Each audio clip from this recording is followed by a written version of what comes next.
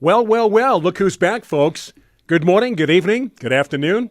Garden America, I think that's, says right here, Garden America, nothing's changed. Happy New Year. We are into 2025. John Bagnasco is back. I'm back. I'm Brian Main. John's phone is feeding back, but hey, that's a great way to start the new year. Tiger Palafox, John, welcome. You know, I didn't want you to miss the old year that much. So No, I don't think anybody heard that, really. Really? Yeah, All right. but I used to do that with my computer. Anyway, we are here sitting in the studio, 2025. Hope you had a good holiday season. Been a minute.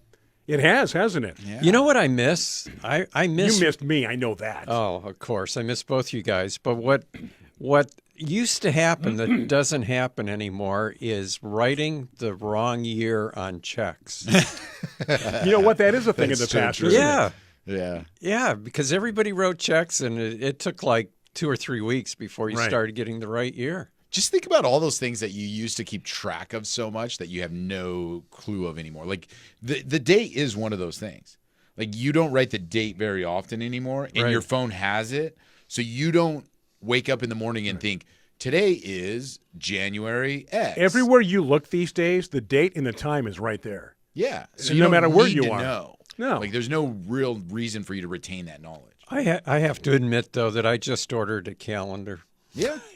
because Oh, I like calendars still. Yeah. I got it over my desk. My at wife home. still uses one calendar of those with books. I have to have the squares so I can write it. Yeah. I can't use the one on the phone. I know it's there. I know Now, That's if all you, how I to use. use it. if you That's go all I shopping use. for whatever, I know whether I'm grocery shopping or Home Depot, whatever, I put my list in my phone. Oh yeah. Dana's time. old school. My wife, Dana, old school. Got to write it down on a piece of paper with Yep. a pen. We go to the store. When you buy something, she checks it off. And I'm like, just put it in your phone. It's right there. Yeah. No, I want to do They it even this have way. they even have like a thing in your phone that lets you write the notes and then check them off as Right. you do them. Right. Oh, wow. Yeah. You know, Shannon sent, I do the shopping. She sends me a list, right? I open the list. The first item on the list is at the top in bold. Oh yeah, because it's like the title. Right. It's the title, But she's exactly. like, you think that's the most important thing? No, I never get that. And she'll say, where's the chicken? And I go, It was in bold at the yeah, top. I said, I got everything else. You know, that's funny. thanks for all the New Year's wishes Yeah. from our listeners all over the world.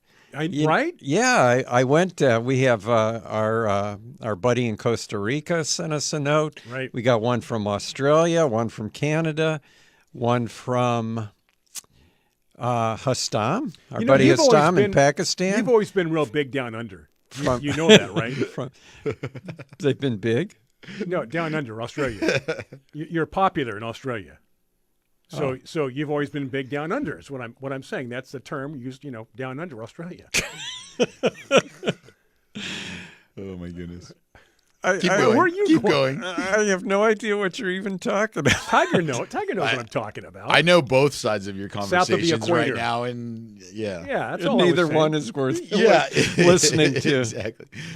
Yeah, Happy So- New Year. Happy New Year to everyone. And right? those who hung in all with across us the country too. For the past couple of weeks, we weren't here. People active on our Facebook page, people Yeah. active on the website. We appreciate that. Sharing photos. How much Yeah. weight did you guys gain over the Oh, holidays? so much. Did you? So many cookies, so many Yeah. treats. No, I was real careful. Food. We made I found this online on the Billy Graham website. His wife Ruth had this recipe for a pumpkin pie. Oh. Cream cheese and Oh, that sounds yummy. nutmeg and cinnamon. And I said, we've got to make this. And we did. It was good. It was better than advertised. Did you And you know what? Very little sugar. did you buy a crust or did you make No, the we crust? we bought a crust, but Did you use a graham cracker crust? no, we had to or cook what'd it. You... We cooked it actually. It wasn't pre-cooked or pre-made. So it was scratch. Oh, wow. Okay. And it came out really good. So speaking of that, You know what I learned how to very little make sugar. What's is, that? one of our holiday traditions is we always make homemade ravioli. And this year, my wife trying to make it's a whole thing to do ravioli. It takes 2 days, right? Because you have to make the pasta, Right. Then you got to make the filling, Right. And then you You got got to to put cut them the together, ravioli and cut open, the then- sauce. put your ingredients in there, and sew it back up again. It's a whole Yeah. it's a whole process. Well, there's a press that you do that in. But my wife tried using her mixer. It's got all these attachments and things on it, and it made the pasta dough too sticky. Oh. Yeah. So she added flour, and nothing was working. It was just coming out sticky. And my wife says, my son Jesse was there helping. And she goes, I can't do anymore. That's it. I've had enough. And I said, well, what are we going to do? And she goes, you got to make new pasta dough. And I go, well, make it. And she goes, no, you make it. I said, all right, tell me what to do. And she laid on the couch and said, do this, do that. Yeah, do this, make a hole in the center of the flour, add 2 eggs. And then I got to use the pasta maker and run it through there, and it was fun. Yeah? It takes a little while to get the hang of it. How did you do it so it wasn't sticky the second time around? Do you know what what did the you do problem differently? was? Yeah, I everything was done by hand instead of putting it in a mixer. Oh, so the mixer is okay. what created the sticky mix, problem. right, yeah. But doing it by hand came out perfect. You know what's funny about that is there was a show recently. I can't remember what streaming service it was on. It was something about cooking with chemistry or something of that sort title. But I mean, the show had a whole storyline. But the idea that whether you melt butter or whether you use cold butter or whether you add wet ingredients to the dry ingredients at these certain times can change your whole meal altogether is really interesting because, with pasta, like you say, like there's a process. Right. And if you don't follow that process, it could be sticky or it could be dry or, certain things can happen. And it's all because of the chemistry of the foods working together that create some of those issues. Like could be starchy or whatever it is. It's fascinating that somebody, obviously we get fascinated by who was the first person that picked an avocado, cut it open, and then ate it because it was probably like an apple. Because, let's be real, when you pick an avocado off a tree, it's never really always ripe the first time, And then somebody's like, well, if we wait a little longer, So what you're talking about, it's all trial and error. It could be 100 times over before they go, aha, this is what we did wrong. Yeah. One of the things I thought we would do today that would be kind of fun for our listeners is let us know what some of your New Year's gardening resolutions are. Yes. What do you want to do? Gardening resolution. Yeah. What do you want to do this year? Or what do you want to avoid doing that you did last year? We might share some of ours, but let us know. Yeah. So start thinking about that. Share them in the chat, and then we can start bringing them on the show as we see the list. And those of you on Biz Talk Radio, this is another excuse to join the show live. I mean, we appreciate you listening on Biz Talk. Yeah. Go to our, we have a webpage, don't we, John, or a Facebook page or something going on. Go to our, I'm kidding. Go to our Facebook page every Saturday morning, 8 o'clock on the West Coast, 11 o'clock Eastern Time Zone. You can, like I say, log in and you can be part of the chat and you can hear us live and take part and see some great visuals. We're about visuals this year, too, a lot more. And if you're on Biz Talk also, you can always go to our Facebook and send us a message if there's a problem you're if you don't having. want to watch the show. Want an answer, we can share it in the next week's episode. And John at GardenAmerica.com still works for all those questions and comments and tidbits of information that you're yearning for. We're going to yearn more this year. Not questions so much. We're going to yearn. I want to yearn more this year. Starts in the subject, John, I'm yearning. Yeah. Hey, I got this information from from Lisa, one of our faithful listeners in Reading. And she pre-ordered an item, and I wanted to know if you were going to have these at your store, Tiger, because I talked to my wife about it. She says, yeah, that sounds like it would be cool. The Firefly Petunia. Are you guys going to carry those? I am not familiar with it. Okay. It almost sounds unbelievable, Brian. You know to what? be true. Look. Can you post a picture? Yeah. Let's post a picture. So go ahead, John. You know what's unique about the Firefly Petunia, Brian? It doesn't Glows at burn night? you when you touch it. It glows at night. It lights up at night. That is It's excellent. been genetically engineered, genetically modified to glow at night. Do you remember the story a few years ago where they've been trying to work with Christmas trees to get them to light up? Yes. This is, I guess, part of that research. And I think Lisa told me that she ordered hers at Wayside Gardens.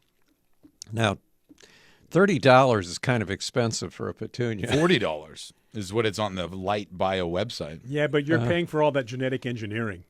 That's the beauty. It just sounds interesting. Yeah. 3 for $40. You get 3 small firefly petunias in a 45 millimeter plantable paper pot. Are there good images on there that we can share? I'm working on it. Perfect. Hey, we're close to a break. I know we have to get to the quote of the week and all sorts of other business. It is, I was going to say open phones. That is so yesteryear. No, we are no guest today. We are the guest. So whatever's on your mind here, Facebook Live, questions, comments, shoot them to us. And again, I'm Brian Main, John Begnasco, Tiger Palafox, welcoming those 2025 to Biz Talk Radio. Welcome to the show. We're going to take a break for you, Biz Talk Radio. Back after these messages. Do stay with us. And we are back from the break. A very quick break on Facebook Live. Those on Biz Talk Radio, thank you for supporting our listeners, our advertisers, and those who do support Garden America as we venture into a new year, 2025. Quote of the week, Brian. The quote of the week is from Hal Borland, who is a garden writer that we've quoted before. Sure. And he said that year's end is neither an end nor a beginning, but a going on, with all the wisdom that experience can instill in us. Always moving forward, right? Yep. Finish the race strong. What was your favorite article in the newsletter this week, Brian? I would say my favorite article was, well, the one that was actually attached to the picture that we talked about. You like that one, huh? I love it, especially now that I've learned how you're doing that. Because I'm going to play around with that app when you send me the link. I thought you were going to ask me, like, highlights of articles last year, 2024. Well, you can comment on that whenever you want. I save all the newsletters in a folder. Do you? Yeah, because you know why? I like to hearken back. I'm a hearkening kind of guy. I will hearken back now and then after I yearn. I'm stuck on that fire. So I shared a link to. Oh, there it is. Okay, I see it. And it's to the actual website for the product, and so they can go on there and see. It's a white petunia, Right. which is really kind of pretty and neat. But then The leaves are the ones that light up, right? I didn't read. Oh. I think it is. I think you're right though from the pictures.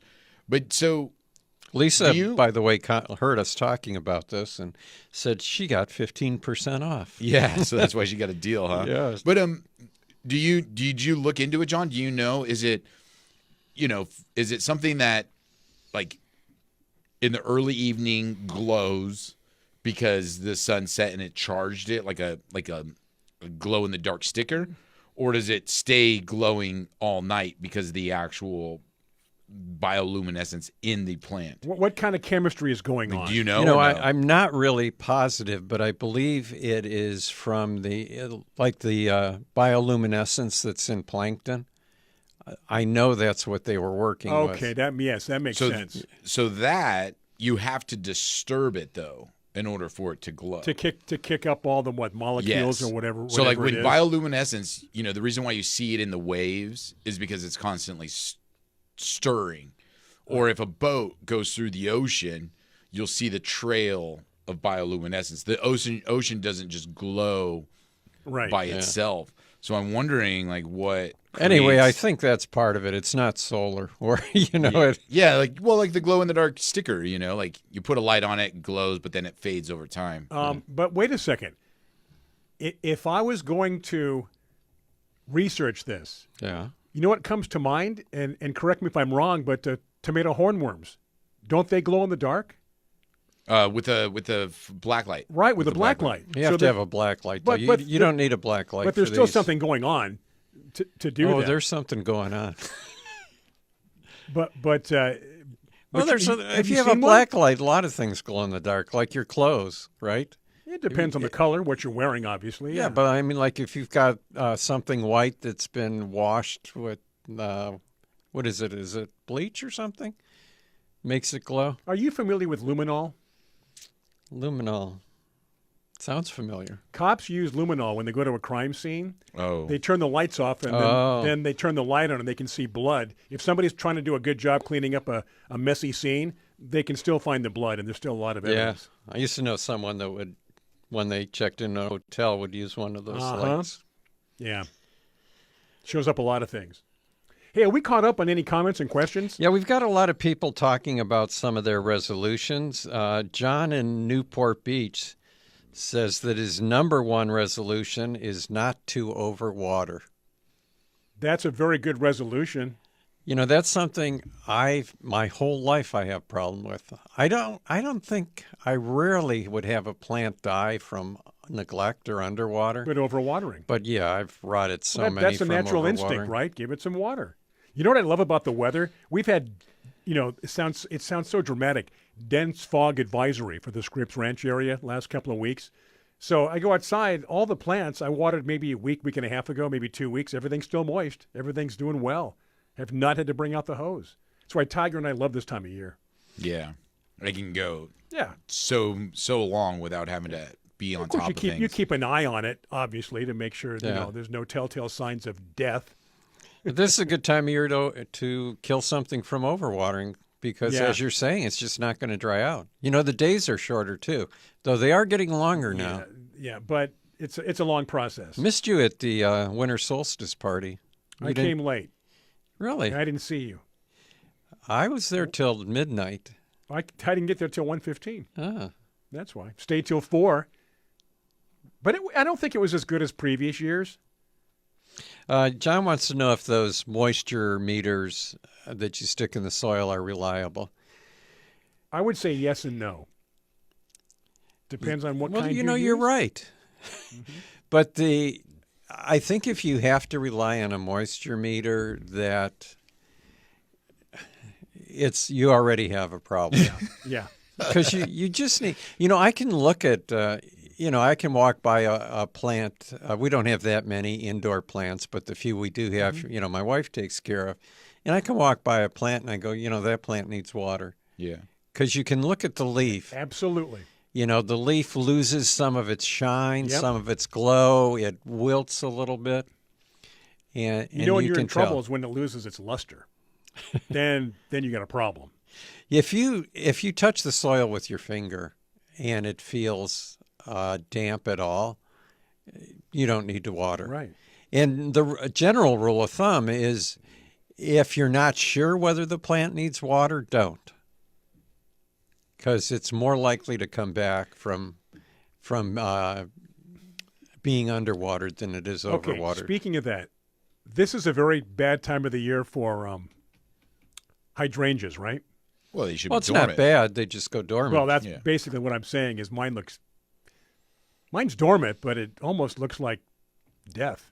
Well, that's the way it's supposed to look. It should just be sticks. I know. So here's my point. My point is for those people wondering, don't worry. Certain plants are supposed to look that way. Well, and then here's the hard thing about our mild temperature areas, and John probably goes through this every year with his roses, is in Southern California, we don't always go dormant. Right. So the plants do look like death. They have, I'm dealing with this customer right now in Del Mar. She's in Del Mar. She's got these iceberg roses planted against her house. Okay. And the house has a big balcony. Okay. And she's frustrated because they're plagued with mildew. They're not looking healthy. The blooms are not doing well. And I'm like, there's not a lot I can do for you. I mean, number one, this plant should be going dormant. Mm-hmm. So anything I do, fertilize, treat, you're not going to see results. And number two, it might even be detrimental to a degree, right? Yeah, it's like you push out growth when it shouldn't. Right. And then number two, I go, this area that you have them planted in aren't even conducive to the plant. Like a rose should not be planted in the shade against your house. Right. Dense foliage growing within itself. So these problems are all happening. We're going to take a quick break. We're going to pick up on this being this time of the year, especially in San Diego, California. Got more California. problems after the break. We do. So again, thank you for tuning in. Biz Talk Radio, Facebook Live. We're going to take a quick break for our friends on Biz Talk Radio. This is Garden America. Hey, check it out, Facebook people. We are back within 5 seconds. A bit longer on Biz Talk Radio. Thank you for supporting our many sponsors. And again, a big thank you to Fertilome, major sponsor here on Garden America. Back to the dormant talk. And as you mentioned, Tiger, great point here in San Diego, Southern California, warm weather. Plants are supposed to go dormant, but a lot of times they just don't. They don't because of the weather, because of the heat, and the changing of the temperatures. And so this customer has these roses in these areas, which are not really great to have these roses in these areas to begin with. And then she's comparing them to iceberg roses on her complex property. that are in full sun, good airflow and all of that kind of stuff, and they are looking good right now because they're planted in the proper place. Right. And they, so she's like, she's frustrated. I go, I get your frustration, but there's a lot of things happening here. And then again, Southern California, when things don't go dormant, and then, like John's plants will go dormant way before Del Mar plants will go dormant. And that'll be different than, Mission Valley. And it's like real estate. Location, location, location. So it's tough here in Southern California because we don't have the blatant, seasons that other places do. Well, there's different things that cause dormancy. One would be day length, which will be the same whether you're on the coast or inland. Another is cold, which will be more effective, or it'll be colder inland than it is on the coast. So you have that, and then the other is fertilizing, which you can control in both locations, and then the last that I can think of would be, reduce water and let a plant, rather than deadhead, because you're deadheading all year, let it go to seed. Yeah. So once the rose sets hips, it goes, okay, I'm done. I'm going to take a rest. Smoke a cigarette. Yeah. And I'll wait till next spring. Right. Yeah. So yeah, but I mean, But yeah, I'm cutting back some of the roses that I have in pots now, and others that I had fertilized earlier in the year, like say, I think it was August. I maybe gave them a good fertilizing, August or September. Some of those are growing and blooming right now. Yeah. Right. Yeah. And it's wonderful. But then to compare that one to the other one that's not is unfair, right? Yeah. Yeah. Like, why is this one not doing well? We didn't quite finish our moisture meter talk, and I had meant to do this, but, Paula mentions that she uses one on houseplants, and it can be effective, and she does make a good point. She says, sometimes it feels dry on top, but it's wet down below. Right. Yeah. So yeah, I guess what I wanted to finish saying was it's all right to use one of those moisture meters on houseplants like that. But then Tanya says that she tries using them on cactus and succulents, and it doesn't work. And part of the reason is because of the soil, the type of soil that you're using. It's not really soil. It's a loose, gritty material. Yeah. It's probably not good for that. Well, it almost would probably always say dry. Right, the moisture meter for like a cactus and succulent mix. Yeah, it might tell you that it needs water when it really doesn't. Yeah, I would imagine it'd always be the dry. fact that they retain moisture anyway. Yeah. In my cactus and succulent book, Brian, I mentioned just putting a beach pebble on your cactus or succulent in the pot, and not on the soil. Not on your cactus. Not on the plant. A beach pebble. Right, those black beach pebbles. And if you pick that up and look at the underside of it, if the underside is moist, it doesn't need water. And you can use that as a moisture meter. When that's dry, completely dry, you can water if you want. But again, the best thing to use is one of those black ones. Yeah. Because the top will be gray and dry. You look underneath, it'll be a black. Right. Yeah. I love having Tiger as an interpreter. Yeah. So I'm listening. In conclusion, what John is telling you is... I appreciate that because he does listen to what I say. And he thinks in his mind, here's how people would understand that. So how are we doing? Are we caught up? Did we miss anybody? Well, Lenore says that her resolution might be negative, but she already sees no rain. And tomatoes are growing, and she's worried about a potential drought. Mm-hmm.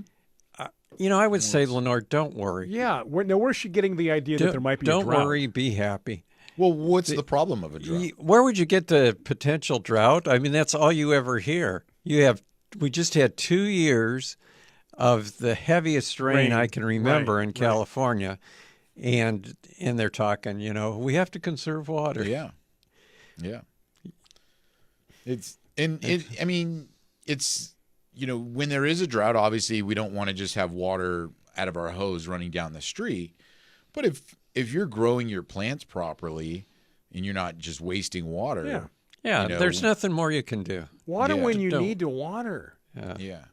And you know, and then that's the other thing too is, and they went, you know, the water authority went through this whole thing because they started saying, okay, everybody needs to remove lawns, they need to remove their landscape and all this stuff, right? That was maybe like 10 years ago, 15 years ago, they started touting all that. And so everybody did.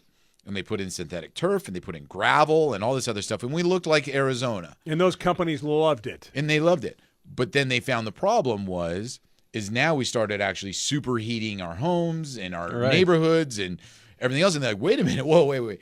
We need to tell people not just do that, but also plant with, you know, plants that maybe don't require a lot of water. And we still need trees. We still need plants because those are also beneficial to us by cooling our areas, providing shade, softening, you know, the evaporation of soil, increasing soil life. Because that was the other thing too, is we had all kinds of runoff. Yeah. You know, because everybody put in gravel and everything, and next thing you know, we have all this runoff, which is another problem in itself. Have you been to the back of the building here? There's a beautiful grass area. Yeah, Wonderful. I take a walk 2 or 3 times a day. It smells good, freshly mowed. Take your shoes off, go through it. Yeah, you know, I set up a sprinkler, run through that. But no, Slip the and lawn slide. looks really good. Well, you know, I have a tendency to be cynical, but I would You? say, yeah, Oh, you know. You're so funny. Stop it. But I would say a general rule of thumb is that any recommendation you get from the government, either federal or local, state, regarding the environment, the opposite is probably the best course to take. I would agree. Yeah. You know, getting rid of your lawns to me, was one of the stupidest things, like Tiger saying It's that. silly. Yeah, it makes no sense. Yeah.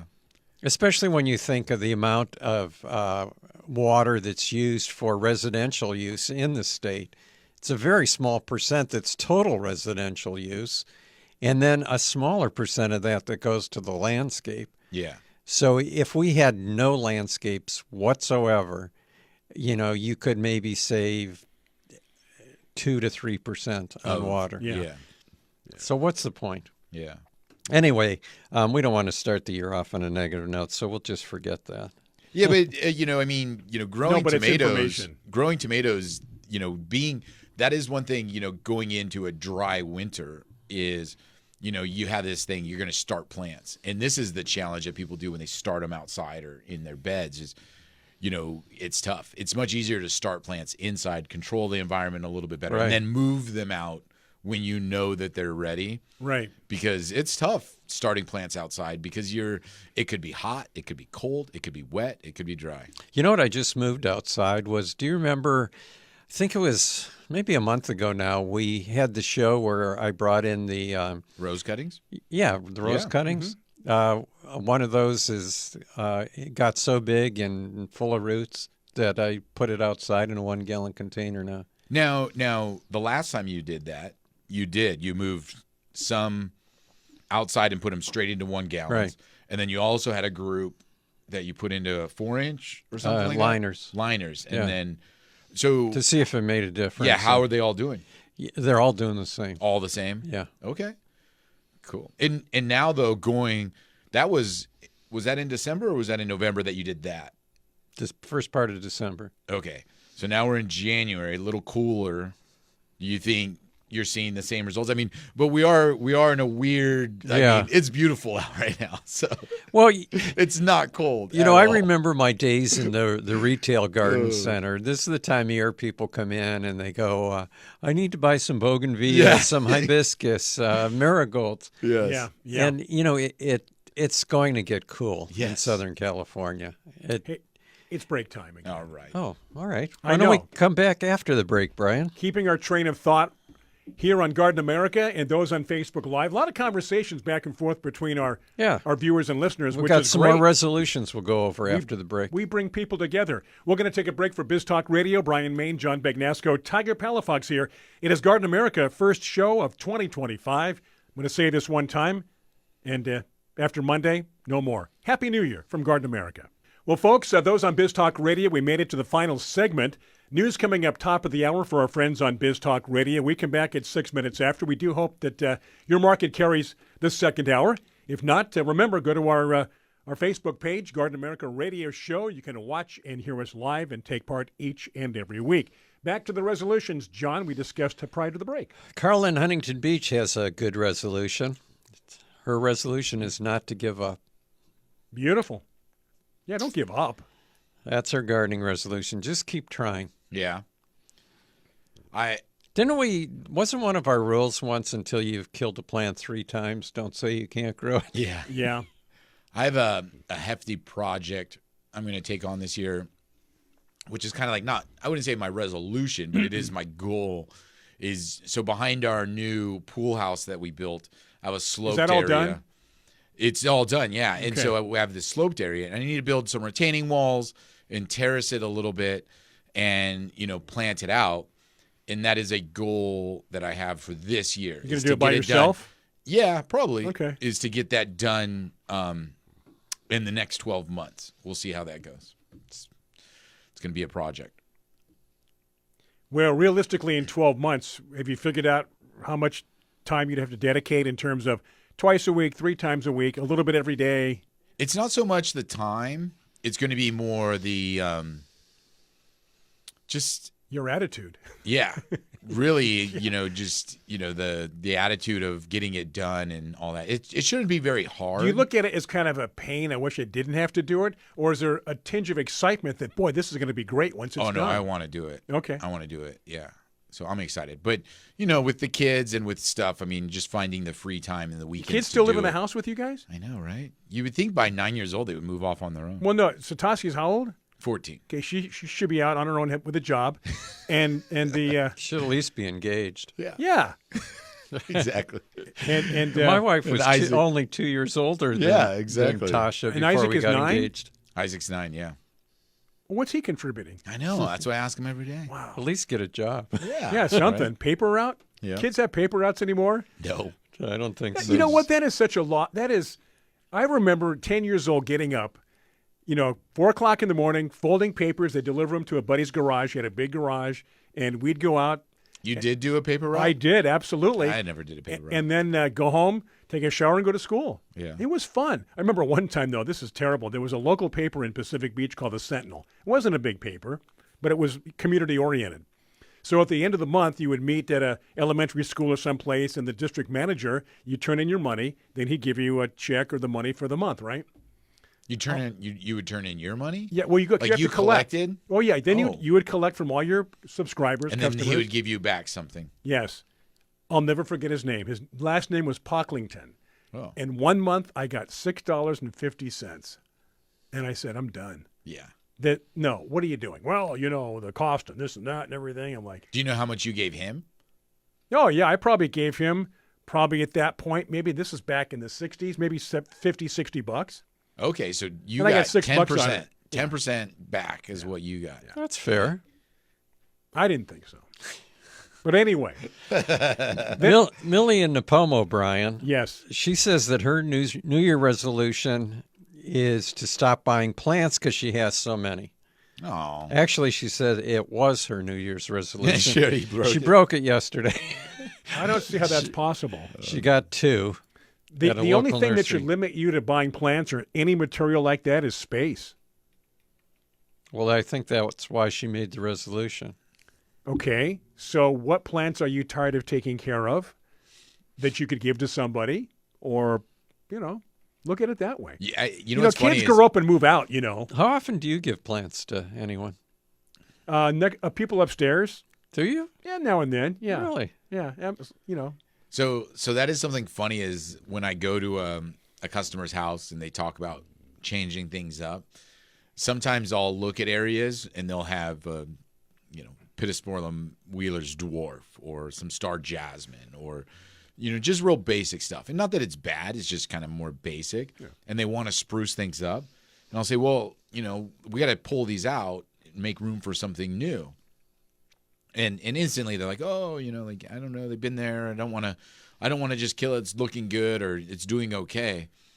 And I go, but that's the only way you're going to have to get something new. That's the only way we're going to be able to freshen up the look. Or, and then the other thing too is that's the only way I'm going to achieve your landscape goals, because they'll bring me a picture and they'll want a Mediterranean garden, or they'll want a tropical garden, or they'll want a California native garden. And I was at someone's house and what was it? It was king palms. They had king palms in their backyard, and they wanted a more California native landscape.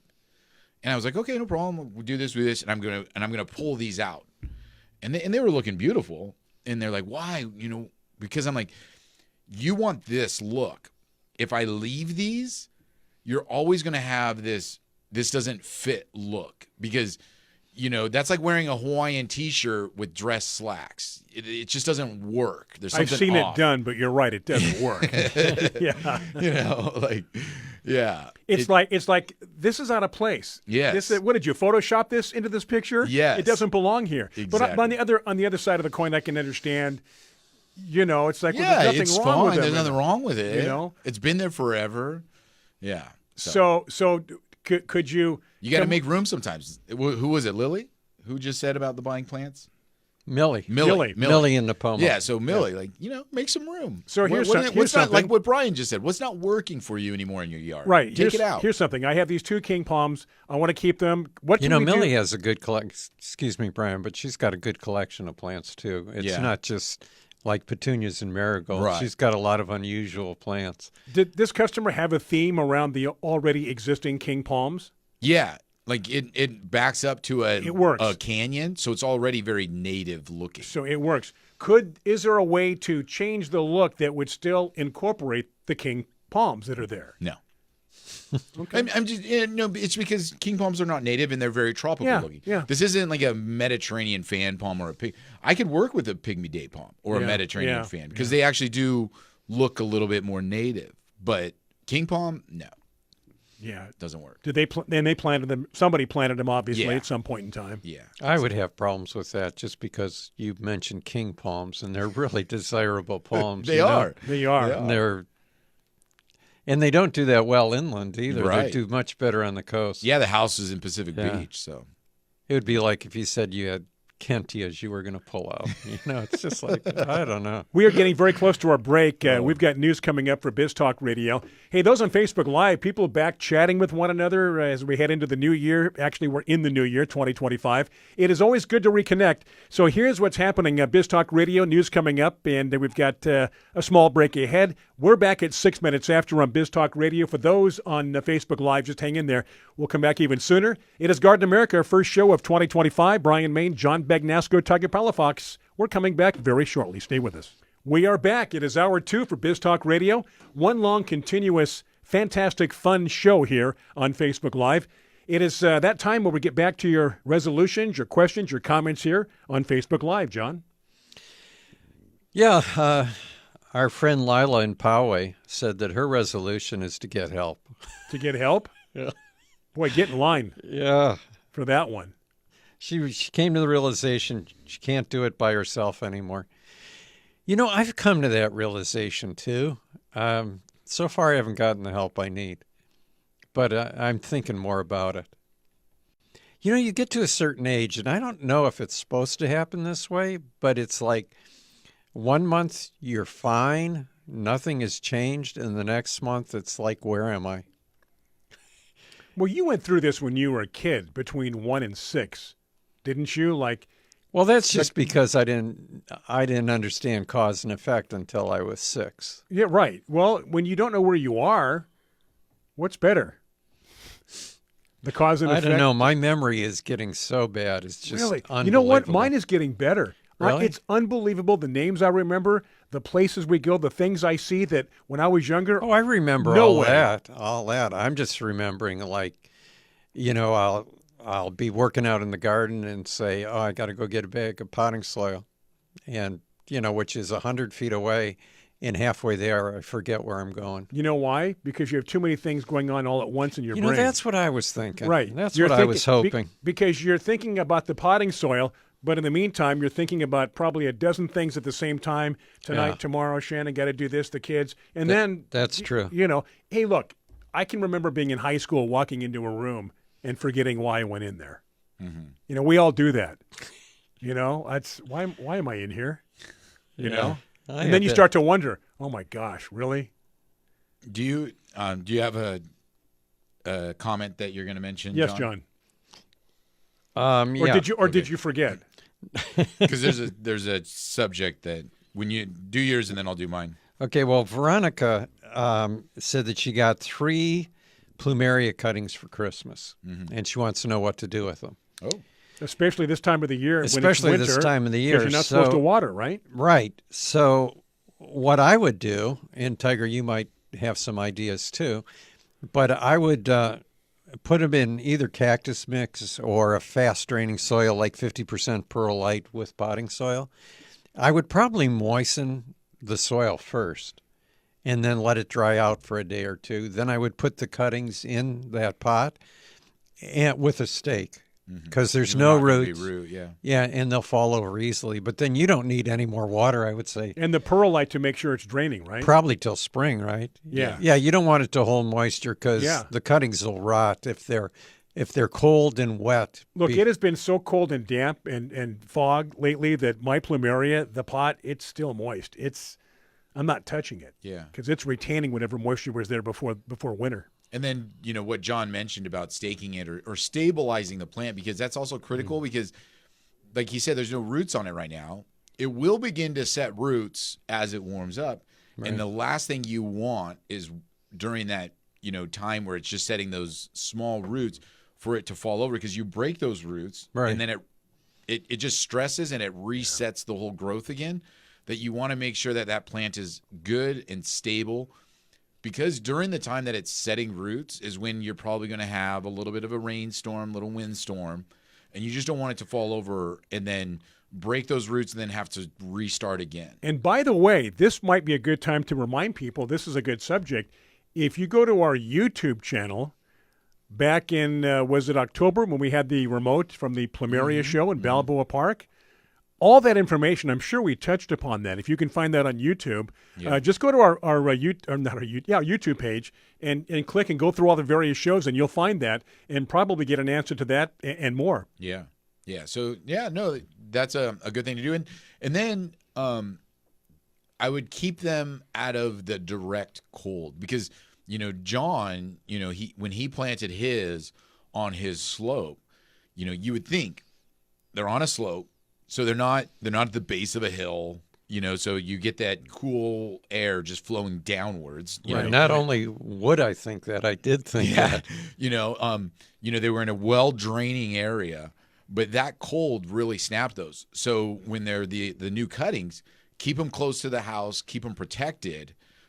You'll be more likely to be able to protect them in the case that there is a cold snap and you don't have that frost problem or anything like that, depending on where you're at. Our friends in San Diego, Bill and Elaine, bought the AC Infinity rooting. Yeah, that little box. Greenhouse box. Yeah. They said they had seen it in my garage. I told them how well it worked. And they said after 16 days, they have 32 out of 40 of their cuttings still green, and half of those have roots. How about that? And these are roses also? Right. Elaine's also the president of the Dahlia Society in San Diego. But, it's just so hard to root roses, period, but especially in the winter. And to get that kind of luck, it's amazing. So anyone who didn't hear that show, if you go on Amazon, just look AC Infinity rooting box. And I think the important thing is that heating pad that's on the bottom. Right, which you love. I do. I will put it on my back when I go to bed. Yeah, because I noticed you got some things starting to root on your back. So thank you for answering that. Yeah. So one of the subjects I saw on the chat right there was just the people like, John had mentioned, asking for help or getting some help in the yard. And this is something that's a challenge for some people is allowing somebody to come in and help them do things, right? It's personal. It is. It is. Whether it's clean up and weed or trim things back. Sometimes it's a financial thing, and I get that, but you'll make your life a lot better for you if you do allow for some help, and also allow for mistakes to be made. Meaning, unless you're going to be there, and I don't, by no means do you want to hire a company and then micromanage them, but if you have seedlings coming up, tell them, don't weed this area, stay away from here. Yes. Tape it off, whatever it may be. If you don't want them to prune something, make sure you convey that to them. Don't just assume they're going to know. But do allow them to come in and do the things that you don't want or need to do. If you've got a big lawn and, your weekend is dedicated to mowing the lawn, bring in a company, let them mow the lawn, and you can now plant new flowers, weed the beds that you want, trim the plants that you want, do that kind of stuff. Because, a lot of the discussion is, knowing your limits of what you can do in the garden. And that is a good start, is by allowing someone to come in and help you out with those. And, this is something that it's a funny topic, but, I can't remember who it was, but they mentioned family work day in the garden. For me, bringing my kids out, and I do that. I bring them out. I teach them how to plant things, teach them how to trim things and stuff like that. But that is something that I feel like this generation needs, is they need the grandparents to work with them on doing those. Because I feel my generation, the people my age, we were not big gardeners. I think, the boomer generation was taught by their parents how to garden, and then they didn't want to. So then, they knew it, but they didn't necessarily do it. So then my generation lost out on that, carrying on the torch of how to plant a garden, how to take care of a garden. And now, the new generation doesn't have anybody to teach them it. And, like we're talking about, the reason why I think a lot of people, why gardening shows are so popular is because people just don't know how to do it. And, it's like an epiphany. They're looking for resources on how to find out how to do it. So. It goes back years before I started doing this show, when I lived in Pacific Beach, and I would go to Home Depot and I would just buy whatever I thought looked good. No idea the name. No clue. And I had a four-door car, so I'm shoving stuff in the back seat, and I would go home and I would plant it. Did I plant it in the right area? I don't know. But you know what? 90% of what I planted grew because I watered, I fertilized, and wasn't overly protective, but kept an eye on it. Now, maybe it was just luck, but I got no training. Nobody ever told me, and I did make one mistake, though, on my driveway. I had a driveway with a little small area, probably like 4 feet wide, and I went and bought 4 or 5 palms, queen palms, and I planted them in a row right next to each other. Duh. What do you think's going to happen when those things start to grow and spread out? You're going to move. Exactly. 3 would have been enough at the time. But just little things like that. So, yeah, Tiger, you're right. I never got any, And then one time I started to learn a lot, and Bruce Asakawa told me, now you're dangerous because now you know a little bit. And was Bruce the one who used to say about certain plants that they thrive on benign neglect? Benign neglect. You're right. And on that note, we're going to take a break. Back after these messages on Biz Talk Radio. Hey, I think we're back. Testing 1, 2, 3. Hot mic. Yes, indeed, John. Got some more questions and topics to discuss. Let's here. Do it. Let's get back into it. I was Bill and Elaine we were just chatting about their success with rooting cuttings, and they said that next they're going to try it with dahlia cuttings. Ooh.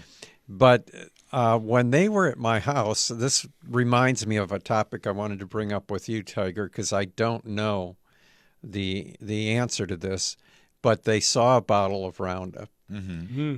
And when rose growers see Roundup, did the eyebrows go up? Yeah, it's like, that kills roses. Mm-hmm. It used to be that you would spray Roundup, and if the wind was blowing at all, it would go right to the roses, and it would either kill them or really distort the foliage. Mm-hmm. Yeah. But anyway, they mentioned that, and obviously I'm not going to spray it on my roses and keep it away. It's for other areas of the property. But one of the things I was thinking, I looked at the label to see what percentage of glyphosate it was, and it was a different chemical. Yeah. And so I'm wondering, why they changed the chemical, and do you know, does it work the same? Is it still a systemic, or You can't remember the chemical they replaced it with? Is that no? okay? So I can't remember who I was talking with about this, but they changed it obviously because glyphosate had such a bad name. Nobody wanted to use it. So at first off, when all the problem came out, it was Roundup. Roundup Right. was the name. And then people started changing it to glyphosate. So now people started getting savvy to its... Because it was in other products besides there's- Roundup. Exactly. Right. But the products that they changed it to are actually worse than glyphosate because Well, what I'm wondering is, do you know, and maybe you don't know, but would it affect roses the same way as that did? Is it a product that maybe is safer to use around roses? I don't think so because I mean, you still don't want to spray it on the roses, but the other was like certain death. Take a rose, you're kind of like, you can live or die. Let me try this. Test. Just test it on it. Yeah. I mean, the Nazis did that, right? so the new Roundup is fluazavop, butol, Oh, it's easy for you to copal, T-salt. It's a new thing. Step out of the car, sir. You're slurring your words. Well, and the problem is that so glyphosate and all of its badness was an effective product and it did a good job, and it was inert when it went into the soil. So meaning if you dropped a bottle of glyphosate into the ground near any roots, it actually didn't kill the plant. Right. It would only kill through leaves. Yeah, through foliage. And even people you could spray up to trunks on trees and not hurt them. and not hurt the tree. If your rose was dormant and you accidentally sprayed it, Well, see, I don't know about that. You think it absorbed it through the stem? Yeah, still? I think that roses were just Sensitive to that? especially sensitive. Yeah, Okay. more so than anything. But the problem with these new products that are in Roundup, from what I've heard, is that they go into the soil. So now you have to be especially careful when spraying around your plants because it can go into your soil and it can affect the surrounding plants. Wouldn't you love to be in that meeting? Yeah. At the headquarters when they're going to change the ingredients or this or that. Well, I wondered. But there's it's in the name right there. You saw one of the products was T-salt. Anytime you add salt Right. into the soil, Right. you're going to create a problem. And would you change the pH to a degree by adding salts?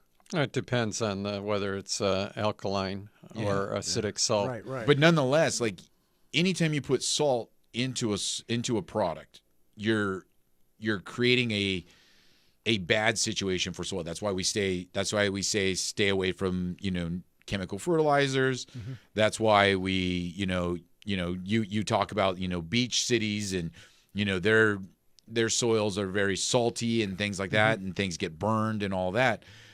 Because anytime you add salt to the soil, you're creating a problem where glyphosate and all of its badness, it was pretty much just a foliar kill. It went into the soil, didn't affect it, the plants down below. So I think that the new recipe is actually worse, and I think that they changed it to get away from the glyphosate name. Now, I think I saw Roundup Pro. Mm-hmm. Is that the old formula? Yeah. So Okay. they still use that. Okay. Yeah. And you still can get glyphosate, but I know that the Roundup product that you buy on the shelves for consumers, they did switch the recipe. Our friend Tony in Connecticut says that she thinks that any herbicide's not good for roses, and it's probably true. One of the problems used to be with mulches that they had used weed killers on 2,4-D weed killers because that would stick around, and you would put that around your plants, and roses especially, it would affect them. Yeah, and that was to keep in the mulch the weeds controlled, right? Like that would kill the weed seeds and things like that in mulches. Mm-hmm. Yeah. So she also points out that 7 is another chemical that they keep changing the ingredients on. Well, especially in California, a lot of people will still see it on the shelf, but it's not the same formulation. Like you said, like the percentage changes a lot. Like a lot of times in Texas and Arizona, you can find it full strength, but in California, it's like 1% or whatever it is. I remember it was outlawed in California, the original 7 chemical, and one of the companies came up with a replacement product they called 8. Do you remember that? Yeah. I don't think that went over much, did it? No, and I mean, it just went. It goes back to kind of like the marketing in the sense of people, as soon as people see something and they say they hear it's bad, they stop using it. Which I mean, do your research. I mean, you guys always talk about Bruce, the label's the law, and it's the truth. I mean, if you use a product and you use it improperly, you're going to have problems. But if you do use it properly, you should be, they, especially in California, they do a lot of, I think they're overly cautious, right? Like, on what they release and what they allow you to do. Ridiculously cautious. I think it was Carla wants to know if Dieffenbachia are hard to grow. She's got 2 that are dead or dying.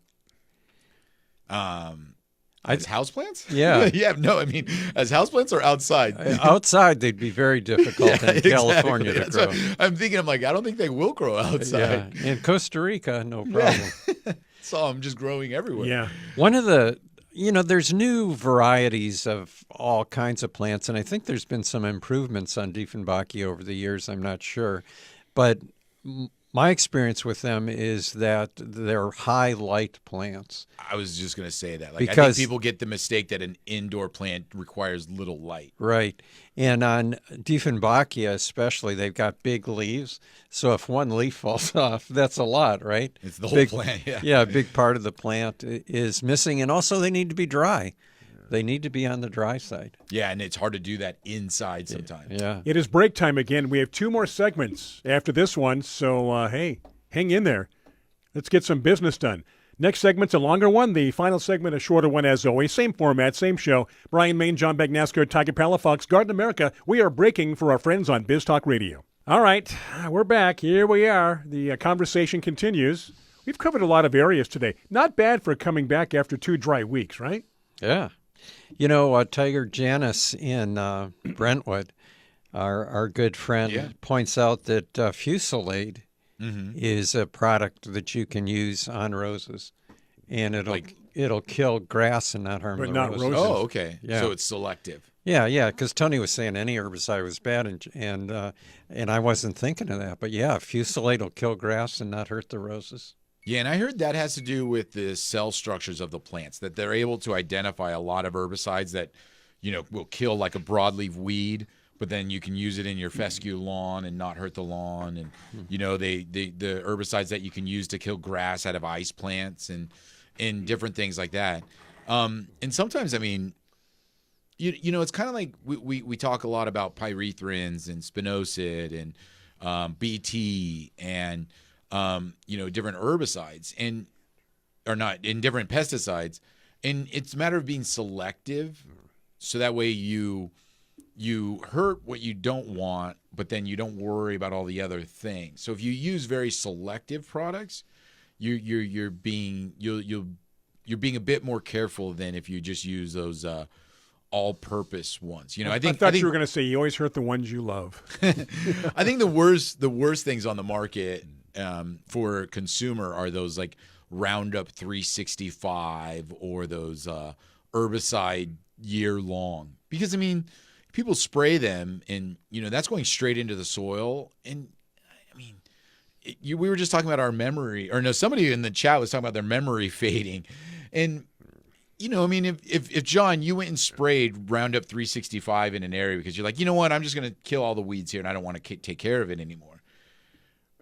What's to say in 6 months you go, you know what, that area looks so beautiful. I'm going to go plant all my roses in there. And next thing you know, all your roses die. And you're like, oh, yeah, that's right. I can't even remember where I planted bulbs. Yeah. What did you have for dinner last night? What did I have? I had a cinnamon raisin bagel with cream cheese. That was your dinner? Yeah. No wonder he looks so good. Yeah. My gosh. Well, at least you could remember that. Yeah, exactly. If you would ask me breakfast, that would have been different. But dinner, of course, I could remember that. That sounded like breakfast to me, but what do I know? There was a question a while back, John, for you from I think it was from Dana, but it might have been someone else. Could you tell the difference between store-bought pasta and Shannon's? Oh, that was Dana. Oh, absolutely. Yeah. If you make your own pasta noodles, it's unbelievable. It would be like store-bought tamales versus making your own. Yeah. Also, our buddy Kevin in Idaho wants to know, do you ever cut roses and put them in a bouquet and bring them into the house, or you just leave them outside all the time? Rarely. Rarely do you do that. Rarely do I bring them See, in the I house. do. When I have a couple of 2 or 3 Because I'm not in the house. What's that? I'm not in the house. I'm outside working with them, and I like to see them out there. Does Shannon? When will you be allowed to go back into the house? We brought this topic up once before about how I didn't like to cut roses, and one of our listeners was pointed out very nicely that she likes to cut them and give them to people so they can enjoy them. That's sweet of her. I know, and I was thinking, I do that. I bring them into the house. I should be more like that. Put them in the kitchen, and especially the ones that have nice fragrance. And I tell Dana, I go, look what I did for you. Yeah. Looks at me and goes, what? You did for me? What are you talking about? I had a rose, one of my roses, one of the first ones I created was a polyantha called Gwen Cleary. And there's virtually no scent to polyantha roses. But this one was so strong that somebody told me that they cut a bouquet, put it in the kitchen, walked into the house, and the whole kitchen smelled. It was so fragrant. Oh, that's nice. I know, and that rose is virtually extinct. So I was able to get one plant, and I'm trying to get some cuttings. Heirloom Roses said that they'd be happy to look at producing it again. So I think it's one of the best roses I ever did. Is there a strongest fragrance rose? There's the James Alexander Gamble Fragrance Award that the American Rose Society gives out, and I think there's about, I haven't kept up to date, but I think there's about 30 roses of all time that have made that list. Would Mr. Lincoln be in there? Mr. Lincoln's there, Double Delight. Double Delight. But I'm sure that is not necessarily on the strength. It's probably more also the actual fragrance itself. Like it's a great fragrance. No, it's or is it the strength? No, it's the strength. It's the strength. So it's like these are the most fragrant. Yeah. Do you have a Mr. Lincoln rose? I don't think I've ever. I'm trying to recall if I've ever seen one. I'm not sure if I do. Maybe a nice fragrant rose to have. Did I give you one? No, you gave me Chrysler Imperial. Oh. Yeah. Let's look into that.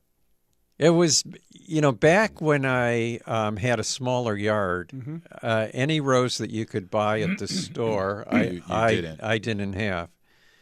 Matter of fact, I used to give presentations called "Roses My Neighbor Doesn't Grow," because my philosophy always was, if my neighbor grows it, I'll go next door and look at it if I want to see it. I'm going to grow something he doesn't grow. So, but now with 3 acres, I can pretty much grow anything I want. It's like if your neighbor has a lemon tree, there's no reason for you to have a lemon tree. Go pick the lemons. Just make friends. Is there any reason for anyone to have a lemon tree? I mean, here we go. And let me tell you why I'm thinking that. Okay, you have 2.5 minutes. Okay, well, there was a lemon tree on my property that I brought back, a Meyer lemon, which a lot of people on the top, like. Right? Yeah. Okay, right now it's probably got 150 lemons on it. And, Shannon told me to pick some lemons. I go out there, pick 4 lemons. They've been in the pantry for a month now. Go pick 4 more. Just to make it look pretty. That's why people bring all their lemons to work in big bags, because it's not a fruit or something that you're going to consume every day, or, it's not like an apple. It's not like a banana. Here's the point is... when do you use a lemon except for cooking or something? Right, so I need to plant other citrus on my property, right? So I go and get citrus trees and plant them. And what do I have? 3 more lemon trees. What? Why? Why? Yeah. Oh, goodness. One was because I got a lemon that was very similar to the one that we saw in Mentone, France. Oh. Do you remember the that? The limoncello one that you guys talked about? Yeah. Is that the place where the swap meet was? No, that was down south. What was that lemon called? You guys always talked about it. The Mentone lemon. Was it the Mentone lemon? The Mentone lemon was a variety of the Genoa lemon. Yeah, that's what it was. Yeah. So anyway, I got a couple rare lemon varieties, and now they're starting to fruit too. But it'd be nice to have something else, something you could eat. Make lemonade in the summertime. My neighbor across the street likes the lemon. So I said, every now and then she'll say, "Can I have a lemon?" And I give her a 5-gallon can Bucket of full them, of yeah. lemons. I said, "Please come pick I wonder whatever if you there's any want." correlation between, the name lemon and when you get a car that's no good. The They're sour. association. What's that? Sour. Oh, okay, really? Yeah. Sour. Like it's Okay. a bad car. It's a sour car. Yeah. Some people I like sour. Well, the lemon tree is very pretty, Brian. That's a song. And the lemon flower's sweet. Mm-hmm. But the fruit of the poor lemon, Trini Lopez. it's impossible to eat. Trini That's a Lopez, song? lemon tree. I thought you were Yeah. just stating facts. No, it's a lemon. This is lemon tree. And Peter Paul and Mary might have done it too. I have a friend in the Rose Society who I won't mention her name, but she used to date Trini Lopez. Really? Yeah. He was big in the early '60s, mid '60s. Yeah. I think he did. Did he do If I Had a Hammer. If I Had a Hammer? But so Yeah. did Peter Paul and Mary. Right. They both kind of did the same I thing. think Peter Paul and Mary wrote it, right? But back in the Either that or they always sang Bob Dylan songs Bob, too. yeah, everybody was singing Bob Dylan songs and making hits out of songs that he Yeah. wrote. Yeah, that could actually be sung. Let me hear those words, Bob, if they're sung Yeah, right. with a pleasant voice. Speaking of Bob Dylan, there's I guess a movie Oh yeah, new one. new about Yeah. It was something like a total unknown or if I something were like that. a complete unknown. A complete Because that comes unknown. out of one of his songs. The complete unknown, like a Rolling Stone. Got about a minute before the Kevin next said break. that I should eat more fish. Oh yeah, you need lemon. You don't have 'Cause enough. Yeah, you you don't have could- enough mercury in your system. You could use lemons. You won't get any scurvy, Yeah. right? No, we cooked salmon early last week and lemon, no tartar sauce, no nothing, just lemon. Yeah, just lemon. A Linda little- says she freezes the juice in ice cube trays and she can use it later on. Yeah, a lot of people will do that and just add it to their water Right. to Yeah. give that. not a bad essence. idea. There you go. By the way, Tony says that movie is great. Yeah, I'm hearing The good Bob Dylan reviews movie? too. Yeah, it's a Yeah. young guy does a great Bob Dylan. Complete unknown, huh? Yeah, I'll have to watch it. Hey, it's break time. One more segment, ladies and gentlemen, boys and girls. So stay with us. Biz Talk Radio, Facebook Live. Going to take a break for Biz Talk Radio. Thank you to Fertilome, our major sponsor, heading into 2025. Back after these messages. Well, just like that. Look at all the people that have hung in there with us from beginning to the end. A couple of people left and went up the aisles, but they From came last back. year. Yeah, they were still waiting 2 weeks. That's what I call patience. Nicely done. I love our listeners, Brian. Absolutely. Carla points out limes are limes. Or even Limes worse? are worse. Yeah. Not only are they worse, I have an allergy to limes. Really? And for I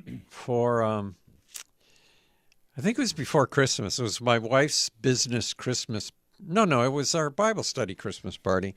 Anyway, people came over and I made a drink, kind of a punch with different fruits and things in it. And part of the ingredients was to squeeze a lime in it. And it'd been so long since I'd used limes, like years, that I thought, I can just go ahead and squeeze it. Well, this is now going on 6 weeks later, and I still have the rash from the squeezing the lime. Really? I thought you were going to say you had a cut on your finger, and No. when you squeezed it, the juice got into your cut. I don't know if that would hurt anything. Right now, it's devolved into just kind of a rough area of skin. But the reason I did that, because I knew I was allergic to limes, but I always thought it was strictly a photophytodermatitis, that it had to be activated by the sunlight, but apparently not anymore. I think that's overthinking it. The photosynthesis or the photositis or the lemons during the noontime of the day on a Monday. What do you think? Are we up to date? Did we miss anybody? Dana wants lemons though, so just so you know, you might be going home with a 5-gallon bucket of lemons next week. I mean, 2 or 3, not bad. Well, there's that. I can't remember. I think it might have been a friend of Lance Walheim's wrote a book on cooking with Meyer lemons. Oh, yeah? Do you remember that? I don't know if it was Lance. I don't know. Well, with someone anyway. But I have that recipe book, so maybe I should look at that. Yeah. Isn't there a really, really old lemon tree up in Los Angeles someplace? There's even a plaque around it. Been there since What was that? 1906 or something. It was like the oldest citrus, and it was in UC Davis or something. Was it a lemon or an orange? I can't remember. I think what you guys may be thinking of is that one hotel up there are the original Washington Navel orange trees. Yeah, maybe that's what it is. Maybe that is. There were 3 that came to this country from somewhere in South America, Brazil or somewhere, and they were planted, and 2 of them are still alive. It's like that light bulb in England that's still burning.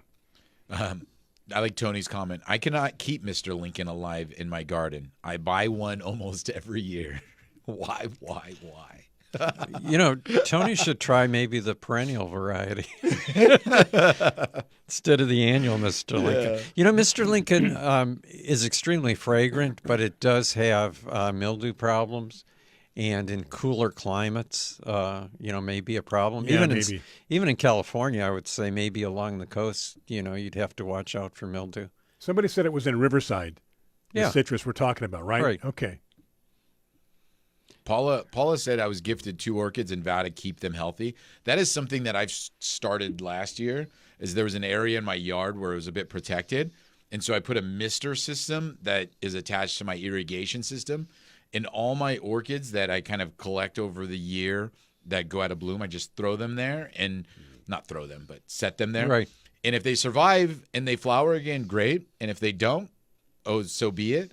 But it's fun to have. Like I've got to try to keep them. Yeah, I've got going. orchids. I got Right. Phalaenopsis. I got bromeliads over there. I even put this cardboard plant. What's it called? Not Zamia. Zamia. Mm-hmm. That was inside and not doing so well. So I took it out there. I was like, if it makes it, it makes it. It's my little indoor plant hospital. You use the That's good. Darwinian care system on those plants. Yeah, exactly. Survival of the fittest. Yeah. Yeah. Now, Phalaenopsis orchids you can't put there though. They won't survive, will they? I don't know. We'll see. Oh. They're there. I've got one outside that I put in a planter that is one of the ones that is going to get thrown out because it's lived its usefulness. Yeah. Outlived its usefulness. And I put it in a planter with some ferns, and it actually was growing and put out a new bloom spike. Ooh. But now, even though it's right up against the house, No. the leaves are turning kind of that purpley color that they're going to fall off and die pretty soon. And it's only going to get worse in the next couple of months. Right. So it's kind of like if it's doing it now, it won't last for the next few months. But I like what you're doing, though. Yeah, good luck. Yeah. Let's see what happens. Yeah, it's nice to have that space. Because we always have those indoor plants that sometimes struggle. But see what happens. Our fake house plants are doing well. I noticed the Ficus benjamina behind you did lose a few leaves, though. Yeah, and they're at the bottom. It's a really natural look. I'm going to turn my camera around for people to be able to see. Do you not think that wood looks pretty good? Yeah, it does because they used real wood to glue the leaves to glue on. all the leaves on. Yeah, look at that thing there. Oh. It's funny when we walk in here and I see leaves on the ground on that. That. And I just leave them. I don't know what I'm going to do with that thing. Okay, about a minute to go, guys. Just like that. Wow. We're sailing through today. It was a fast show. Yesterday I talked to my cousin for the first time in a long time, cousin I grew up with, and it was the longest phone call of my entire life. Yeah. Look at your phone. Look at as that counted down the time. It was 3 hours. Really? Yeah. That's a cool conversation. That's a good conversation. Well, yeah. I think it's probably the first time in maybe 6 or 7 years I talked to him. Wow. But, Lots to catch up on. Yeah, so it was amazing how good my memory was. See? But we did talk about memory, and I said, you know what? You can call me next month, and we can have another long conversation because I don't think I'll remember any of this. Well, guys, that's it for the first show, 2025. Next week, ornamental grasses. Ornamental grasses next week. Yep. Kevin has an idea, too. Yeah. He says he wants to see a show on organic gardening and which fertilizers and herbicides are good to use. Okay. All right, we'll file that away. Thank you so much for tuning into this first show. Hope you had a good holiday season, Christmas, New Year's, everything going on these days. Here we are, January 2025. We are back next week. No, we're not going to take another couple of weeks off. We are back next week. Thank you for joining us. For the entire crew, I'm Brian Main, Tiger Palafox, John Begnasco. Have a safe rest of your weekend, a safe week, and we'll do it again next week right here, Garden America for 2025. Stay safe.